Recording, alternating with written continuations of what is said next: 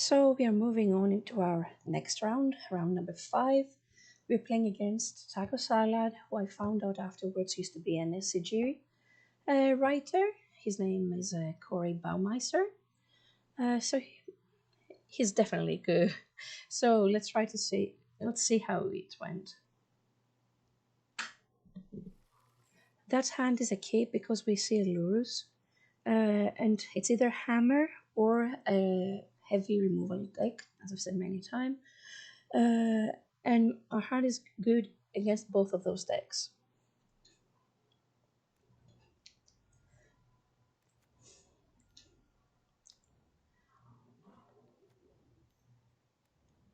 Our mana dork, which gets removed. He plays Ragavan. Thankfully, he cannot cast the card that I have in the exile. That would be very unfortunate for me.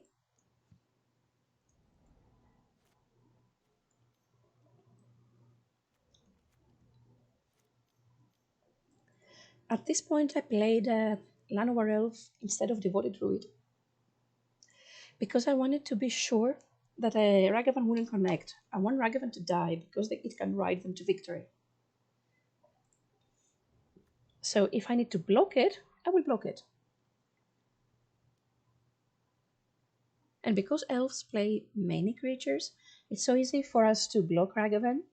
Because an unanswered Ragavan is very bad. I've seen opponents playing my deck. Here I fetch for black instead of white, even though I have a Devoted Druid on the board.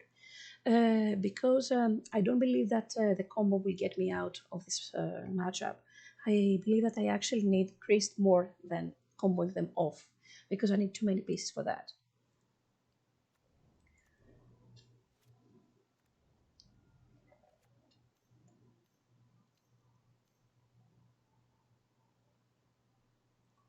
And of course, he casts Kroxa.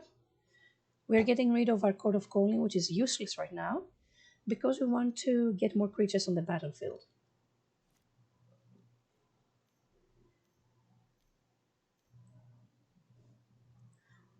And that's what happens. We untap Devoted Druid, play Curion, kill the token, sacrifice actually the token in order to kill Kroxa. He doesn't have many cards in the graveyard anymore, and he has only 2 cards in hand. So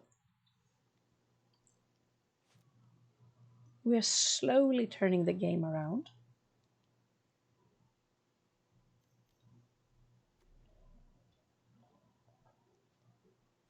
It's good that he actually used Dress Down aggressively and just to make us, to stop us, instead of using it in his favor.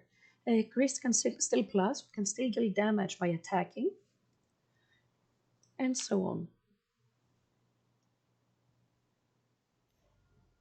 Also, playing the Dress Down as he did shows you that he tries to buy more time to find a way out of the whole situation.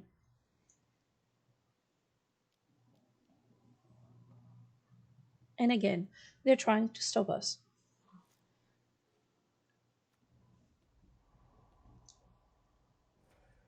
In this situation, we kill the Devoted Druid because he's on 6. We try to deal enough damage to kill him. He has 2 cards in hand, a Kroxa in the graveyard. And we have also Verted Catacombs that can also represent a Dryad Arbor.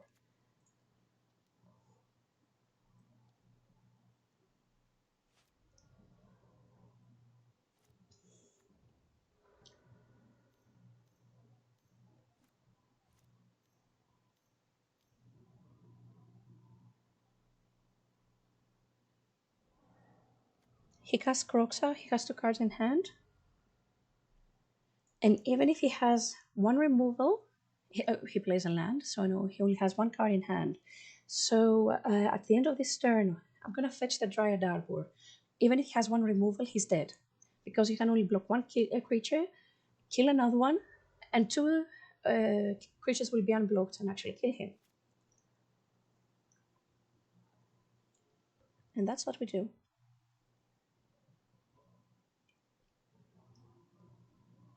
I actually click them one by one in order because I want to be extraordinarily careful not to do any sloppy moves and skip my attack phase. And so we go on into game number 2. So going on into game number 2. Definitely not a keep the first hand because I had no lands. But this is actually a keep. I have a pretty solid hand. It seems that I can cast everything.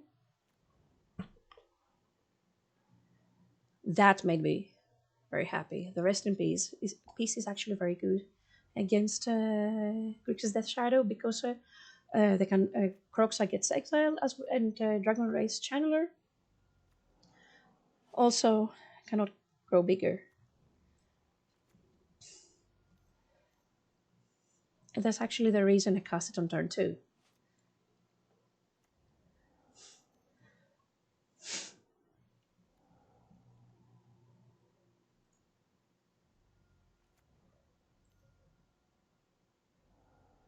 Yeah, he rips our hand apart. Things are not going very well so far. So the only thing I can do is actually try to cast as many creatures as possible. Of course, I will never let. Sorry. Of course, I will never let Ragavan connect.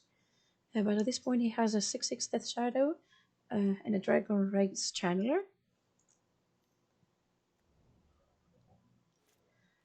I'm trying to make Elvish Archdruid survive,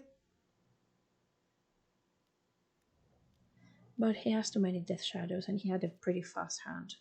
And that's how we lose. On to game number 3.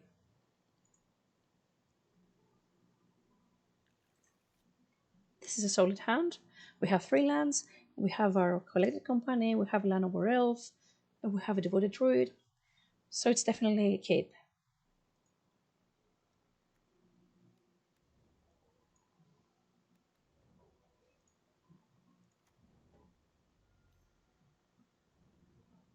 And of course, it doesn't survive.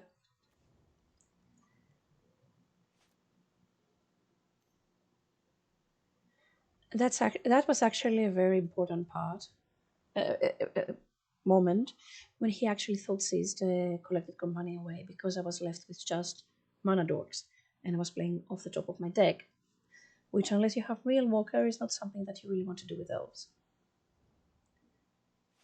Actually, nothing stays on the board.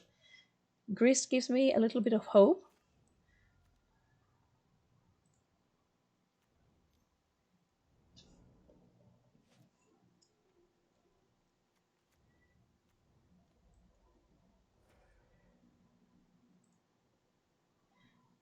I actually kill Elvis Mystic in order to be able to attack. I want the game to finish fast. He has 2 cards in hand, and if I let him play his game out, he might take lures to his hand, and then I won't be able to stop him.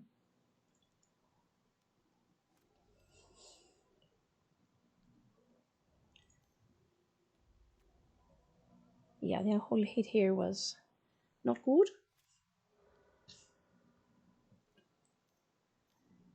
So now we have a very angry insect token attacking them.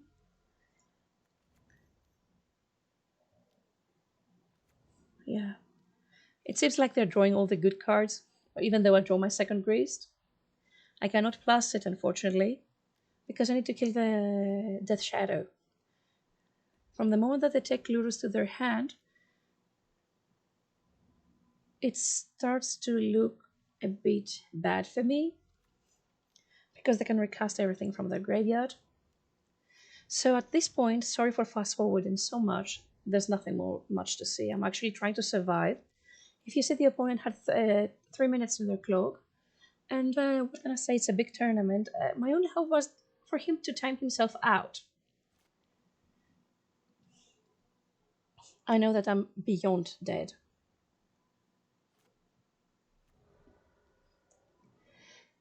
Lurus together with Mishra's Bauble gives such an advantage to their deck that you just cannot stop it. Another reason also to always block Ragavan against the Grixis Death Shadow is that they don't play enough lands. So maybe they were expecting the Ragavan to connect in order to get more treasures in order to be able to cast their deck. And that was this round. Unfortunately, we got our second loss. And from now on, I'm trying to see if I'm gonna end up in the 128 to at least 100 play points back. And from now on, I'm trying to do as best as I can. There is no more pressure for me.